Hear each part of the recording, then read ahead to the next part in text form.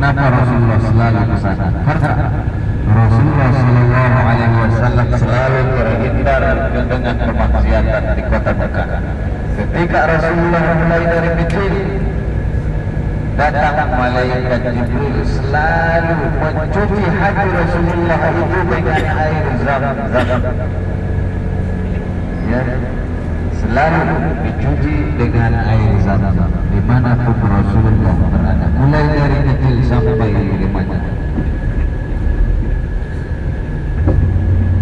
Untuk apa? Karena Rasulullah lakabnya adalah ma'sum, orang yang tak pernah disentuh dosa, orang yang tak berdosa.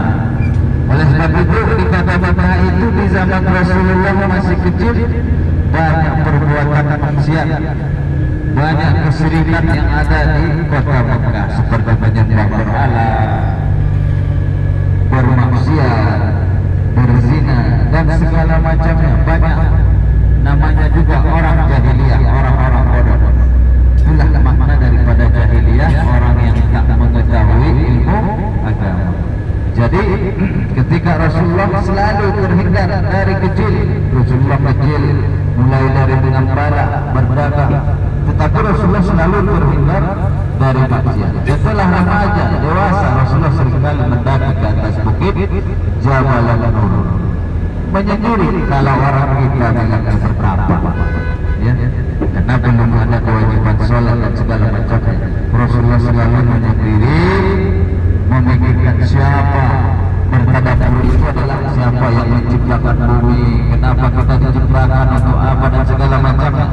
Selalu pertanyaan itu datang kepada Rasulullah, sehingga datanglah malaikat Jibril menemui Rasulullah dengan menurunkan ayat yang pertama, surah yang pertama, kalam Allah yang pertama disampaikan kepada Rasulullah melalui malaikat Jibril. Bapak Ibu ya, Rasulullah ketika berada di puncak di dalam gua Hira, Rasulullah ada berbekal roti tawar, bawa air zam-zam, roti tawar, cuma itu saja.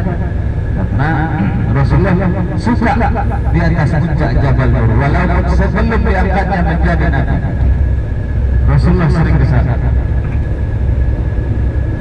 Kalau Rasulullah bergaul di kota Mekah, sudah pasti orang-orang jahiliyah akan terikut oleh Rasulullah. Sebab itulah Rasulullah selalu menyendiri ke Jabal Nur, sehingga ketika Nabi Muhammad Sallallahu Alaihi Wasallam didatangi oleh malaikat Jibril, maka malaikat Jibril menyampaikan Iqra, artinya adalah bacalah. Itulah ayat yang pertama, bacalah. Kenapa harus ayat itu yang pertama, tidak yang lain-lain, wajib sholat dan segala macamnya? Tidak, yang pertama adalah bacalah. Dengan makna adalah membaca itu kita harus belajar dulu. Tidak langsung sholat, puasa, zakat, tidak. Kita diajarkan belajar dulu. Bacalah. Iqra bismi rabbikal ladzi khalaq, dengan nama Tuhanmu yang telah menciptakan.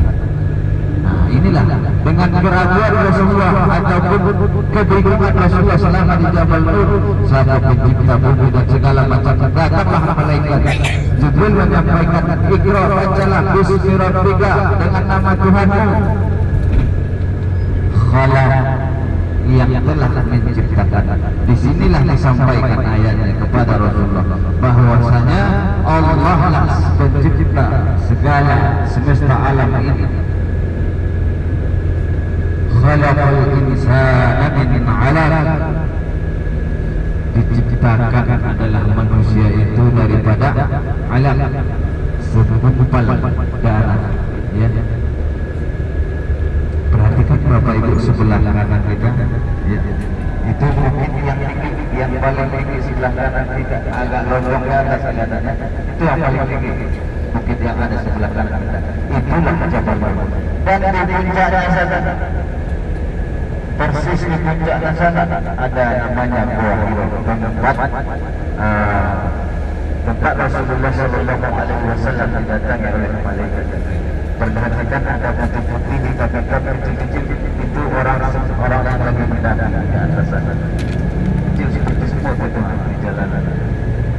kaki sampai ke atas. Nah inilah yang dilalui, bukan hanya sekali Rasulullah ke atas sana, sering ya Bapak Ibu, sering, bukan sekali itu saja karena menerima wahyu pertama, tidak. Rasulullah sangat seringnya Rasulullah ke sana, maka di sanalah diturunkan ayat yang pertama. Kita tidak turun hanya dua saja. Nah, zuhur ya kita terwakil jam berapa sekarang? Zuhur sebenarnya sudah lewat namanya, tapi kita terus jalankan ke hotel, kita ke hotel, makan siang ya, langsung ke restoran ya, kemudian naik ke kamar, siap-siap dan sholat zuhur di mana? Di masjid. Saat tidur. Sholat zuhurnya di masjid apa di hotel? Kalau bisa di masjid aja. Di masjid ya, siap. Jadi begini Bapak Ibu, setelah sampai nanti di hotel langsung ke restoran makan ya, makan, kemudian naik ke atas ke kamar, siap-siap mau wudhu ya, yang mau wudhu kayak kita berikan waktu 15 menit ya di atas untuk wudhu persiapan, kemudian turun ke lobi. Kita akan menunggu di lobi untuk pelaksanaan ibadah umrohnya. Kira-kira sekarang ini sudah tengah 1, kita buatlah perkiraan jam 2 sudah wajib ada di lobi semua, karena sholatnya nanti kita di Masjidil Haram, sholat jemaah nanti, sholat bersama-sama, sholat zuhurnya ya di Masjidil Haram sebelum melaksanakan doanya. Kita sholat zuhur dulu nanti di pelataran di seperti kita ketika datang dari Madinah itu kita sholat jamaah dulu kan, nanti juga seperti itu, sholat zuhur dulu berjamaah baru kita mulai tawafnya. Baik Bapak Ibu, jadi nanti kalau mungkin ada yang ingin sendiri, kita dikabari ke kita ya, dikabari mungkin ya, mana tahu ya ada yang ingin sendiri ya, kalau sudah tahu apa boleh buat silakan. Tapi alangkah baiknya ikut rombongan sama-sama ya. Tapi yang enggak ikut rombongan, pokoknya yang bisa ingin tahu sendiri dihubungi kita, dilaporkan kita.